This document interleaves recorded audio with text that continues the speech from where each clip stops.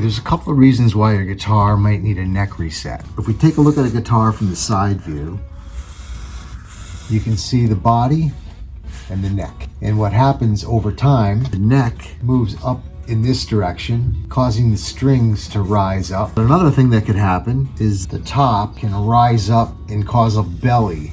And between the two of these factors, your string action gets very high. But if we try to take that belly that's in the guitar out and flatten this out, that's going to reduce some of the height here and could lower the string action. So let's try one little technique to try to make this happen. I'm going to do a little humidifying, but I'm also going to take this piece of wood. I've got a little radius contoured in one side of it. I'm going to push down on the top and try to flatten this out. At the same time, I'm going to put a little water on the inside and humidify the inside of the guitar. Leave it for a couple of days.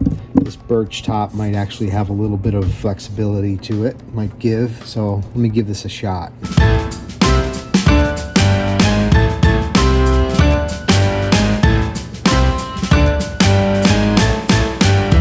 Just to clue you in on the beginning measurements, on one side of the guitar it measures 1/16 of an inch and the other side measures 3/16 of an inch. So that's an average of 1/8 of an inch that the belly has risen. Okay, now I've got it all clamped up. It's pretty flat, slightly concaved. Got some water in a little cup. I'll just put this on top to keep the moisture on the inside. Check this out tomorrow, see how it looks. See if it makes any difference on the top. Okay, it's now the next day. I'm gonna take off these clamps and see if it made any difference.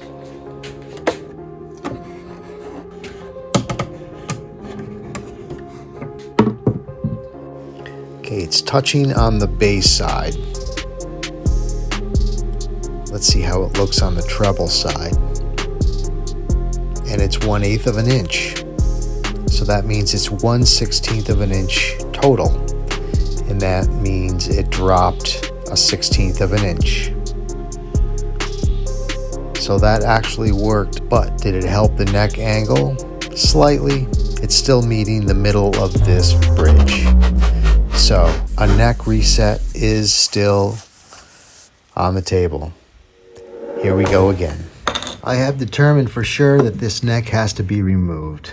I don't think I'm going to need to heat up this fingerboard extension.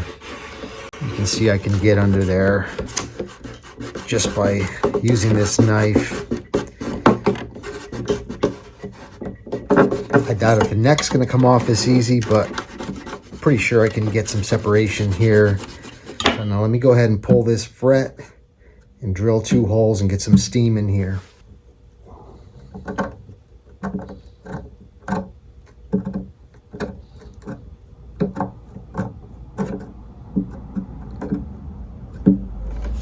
Okay, here I'm just taking 3/32 drill bit, and I'm going to put it about yay far.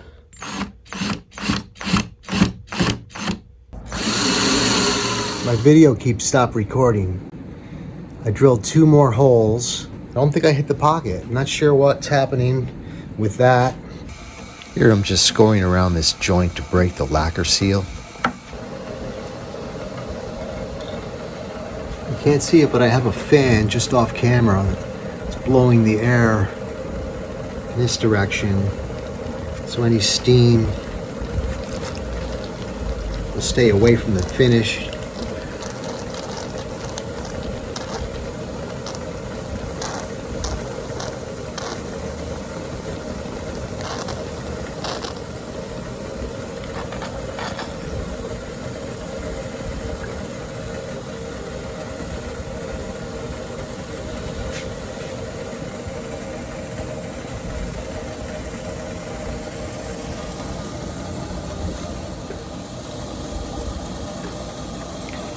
I still don't see anything coming out of the other side. I'm going to try directing this angle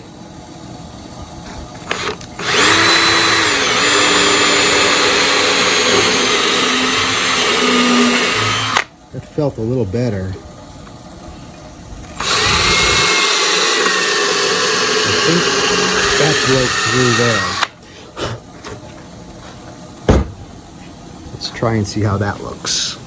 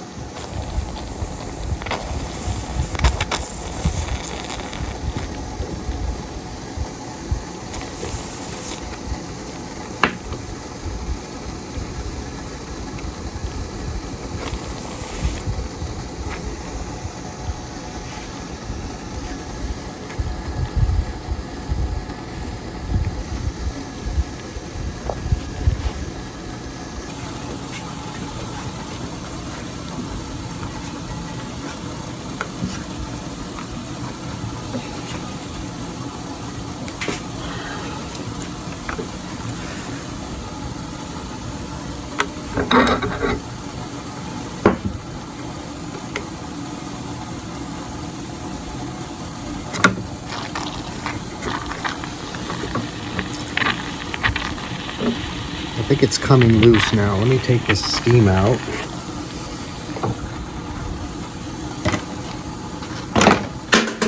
Set it aside. And there it comes. Okay.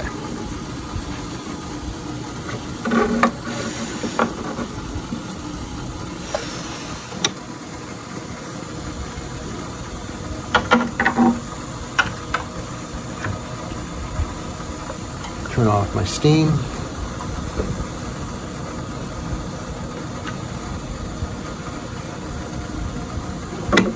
That came out pretty clean. I can see I never did hit that dovetail. Take a look.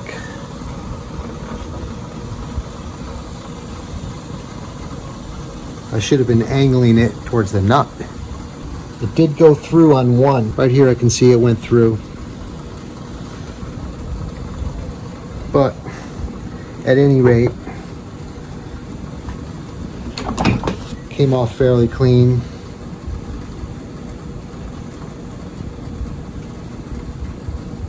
Let me go ahead and clean this up and get ready to reset this. Here I'm cleaning the glue residue off these two braces that came off the back of the guitar, and I now need to glue them back in place. It's pretty tricky because the little spring clamps that you go to try to buy are pretty expensive and they never seem to work. So I came up with this little plan. I made these little cawls. These are going to fit on top of the braces. One about there. I'm going to get it about as close to the end as possible, and one here.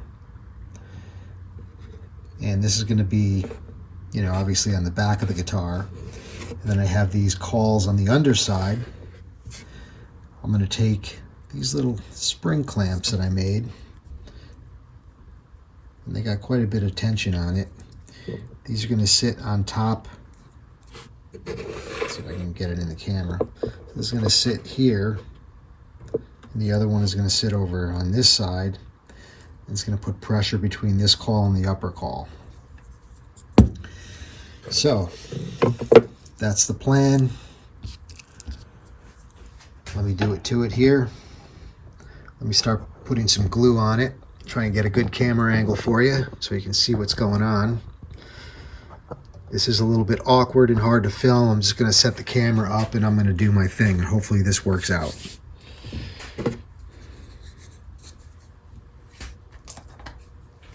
I'm only going to be able to put the glue on the brace. I'm using fish glue so I have enough open time. This worked in dry run, but you know how that goes. This could turn into a nightmare and a big mess, but I don't want a ton of glue anyway because I don't want a lot of squeeze out and I'm making a big mess. So I'm going to try to keep this pretty clean.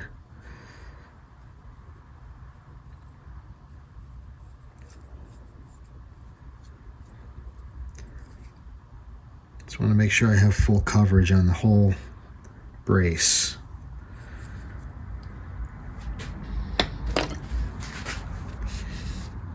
I'll try to keep it as clean as I can right now.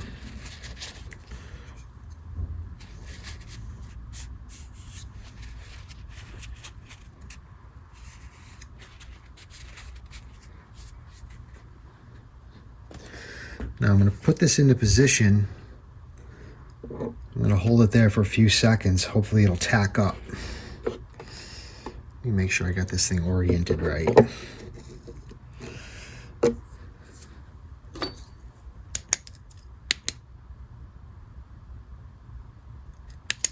Maybe I'll drop a light on the inside. Just don't want that thing getting in my way. Try and put it on this side.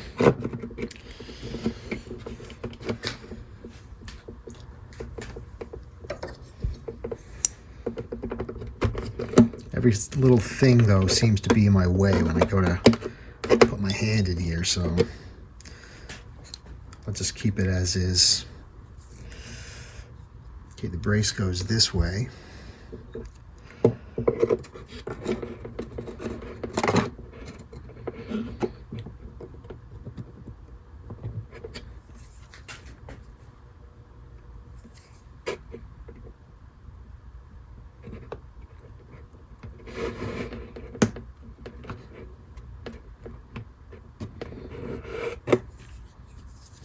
Okay, it's in there.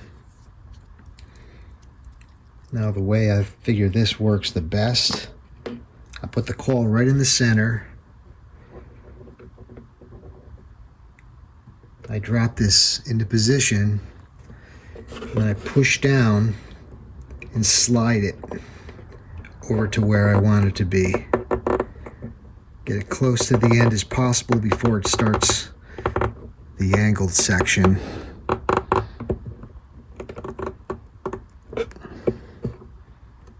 Okay, it worked. There's one.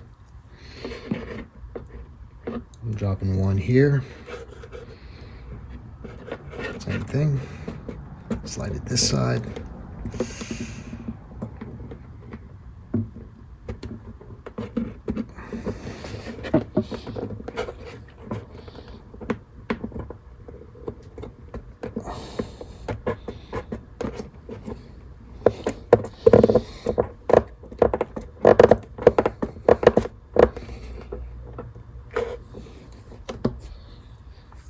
Okay, now that's in place.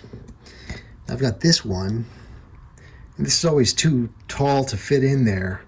This is going to go right here, and sticking up out of it. So I'm going to take a piece of wood and clamp it on the sides here. Hopefully this stays. Of course it doesn't. Let me get this. Let me get these clamps positioned, and then I'll put that in there. Pull the guitar back so you can see what I'm doing, or pull the camera back so you can see what I'm doing.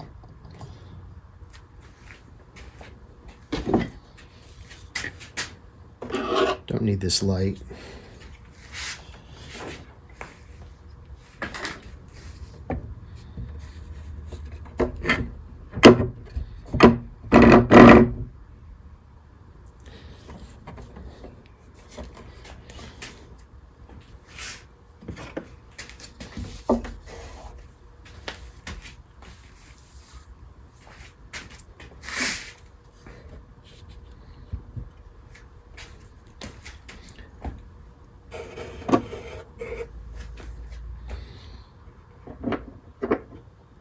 Okay, that goes in the center.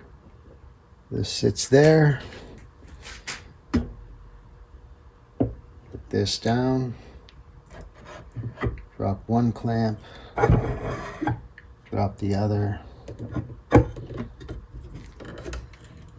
little bit of pressure.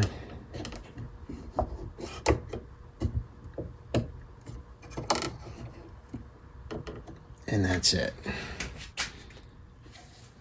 Okay, so you can see I have one spring clamp there, one in the center, and the one on that end.